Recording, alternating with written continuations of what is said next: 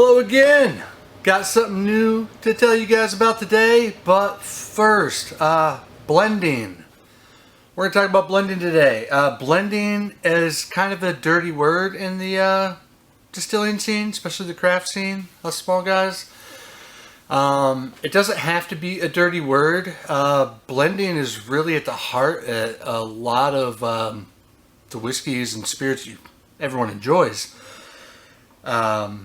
But in the US, when you think of blended whiskey, what you typically think of is cheap bottom shelf stuff, because by definition, it only has to be a small percentage of actual whiskey blended in with neutral spirits or vodka, essentially.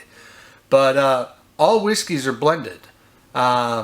Scotch is comprised of cheaper grain whiskeys blended with full flavored single malts.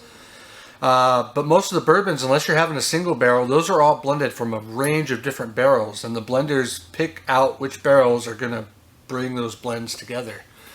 With craft distilling, though, you'll see some places that are billed as a distillery, but they're really blenders. And I understand why people do that, because it doesn't sound as cool as being a distillery as saying you're a blender. But there's nothing wrong with it, and a lot of blenders put out really good whiskeys. But it takes a lot of skill and know-how to bring different elements and different whiskeys together to create something that's more than the sum of its parts. But we, to date, other than, like I said, blending small amounts from our own barrels, have never blended from outside of our own spirits. We source our vodka. That's the only thing we've sourced, because you can't make them on a pot still, as I've said countless times before. But that's all going to change pretty soon. We're going to do our first blend. It's going to be Bone Shaker, our heavy pot still whiskey, blended with a bourbon that we are sourcing from a much larger distillery. I'm not going to name names yet. I might change my mind eventually. And also who we're getting it from might change in the future. But I'm going to be picking up that barrel this week. And this new spirit is going to be out in October, barring any hiccups in the process. This idea I've had for a long time. It's just taken a while to come to fruition. But years ago, I started playing around by just taking cheap, like bottom shelf bourbon, like Old Crow, and blending in small amounts of Bone Shaker into that just to see how it affected it flavor-wise. And much like blended Scotch, you're using the heavy pot still whiskeys to give a lot of character and flavor to the blends of cheaper whiskeys. And this is essentially the same thing. So Bone Shaker has if you've had it, it's a full-flavored whiskey. It doesn't really taste like most of the stuff you taste off column stills. And so small amounts of that blended into like a column still bourbon elevates it, in my opinion. And so that's what we're going to be doing. The name, I've always had this idea, being how tiny we are, of this whole like David and Goliath thing. So it's going to be called Sling and Stone. And rather than fighting the giants, I mean, we are to some degree, but we're collaborating with a much larger distillery to try and take on the even larger industry as a whole, and do what we can to shake things up a bit and just try to continue pushing craft in a different direction, and hopefully open up some dialogue about blending. And the more people talk about where their whiskey's coming from, how it's made, the more transparency, the better it is for everyone. A friend of mine, Chad White, Ohio Rum Society, he always says, what's he say? Drink what you like, but know what you drink. And that's really important. Whenever people come through the shop, I always try to tell them as much as I can about what I'm doing, why I'm doing it, the philosophy behind all of it. And a lot of that philosophy, too, tied back in with David and Goliath, it seems like these insurmountable odds, right? But if you take someone with a sharpened skill, David with his sling, that knows what they're doing and why they're doing it and how to use that tool, they can overcome these seemingly insurmountable odds. So that's kind of the idea where the name comes from. And this is what craft whiskey should be. I think I've mentioned before this book, but Way of Whiskey, about the history of Japanese whiskey. Japanese whiskey is relatively new. I believe it started in like the 50s. Gentleman went over to Scotland and fell in love with whiskey there and started learning how to make it, and then brought it back to Japan, which is interesting. Usually you think of Japan, you think of these ancient forests and this ancient cultures, but the whiskey culture is really young. But what I really like about the Japanese approach to whiskey, and it seems to be a cultural thing in general with them, is this idea of kaizen. There's a word of the day for you. It's been a while. But what that is just continued incremental improvement. Every day you try to make these small improvements and do a little bit better than you did the day before. And keep taking what you've learned and bringing that to continuously elevate what it is you're working on, whatever craft that may be. So yeah, that's the secret spirit that I haven't talked about yet until till now. Look for that in October.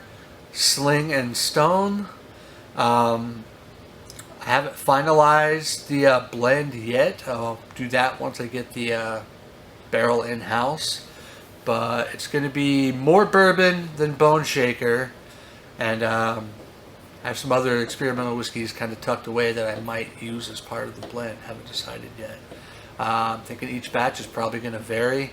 I'm going to do a better job than I have in the past at disclosing that and making that available on the website, so you can follow batch to batch what is going on in each release that we do. This all went quicker than I anticipated. I thought this was going to be like a 20-minute talk, but I think I covered all my points already. With distilling, a lot of small companies, they start off, we do this a lot of ways. We do things like the opposite of what you should do, it seems. So a lot of people, they start up a distillery, right? You got to wait years to put out a whiskey because it's got to age.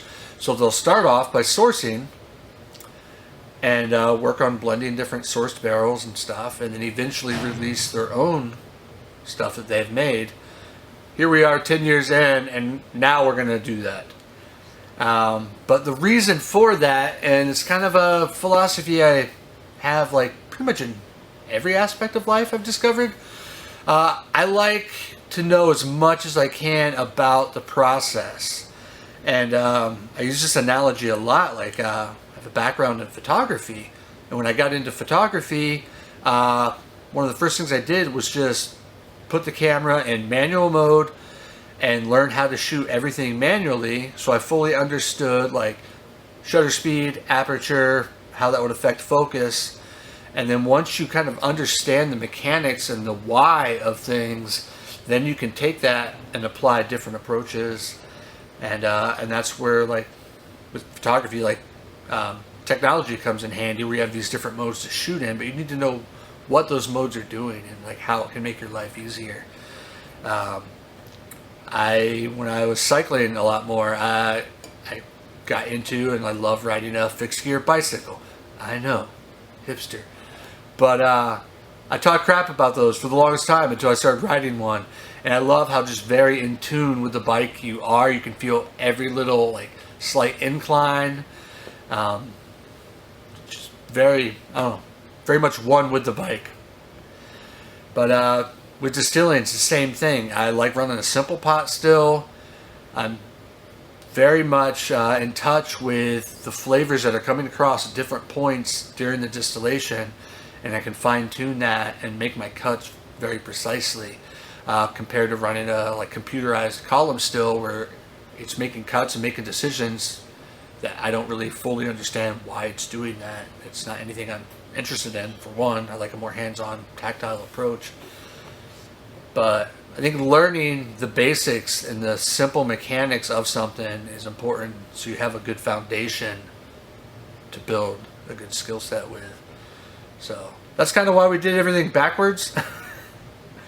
But I'm at a point now where I'm looking to try new things and branch out, and it's a project I've been personally excited about for a number of years and just started seriously thinking about it in the last year, and it'll be here before you know it, about a month from now.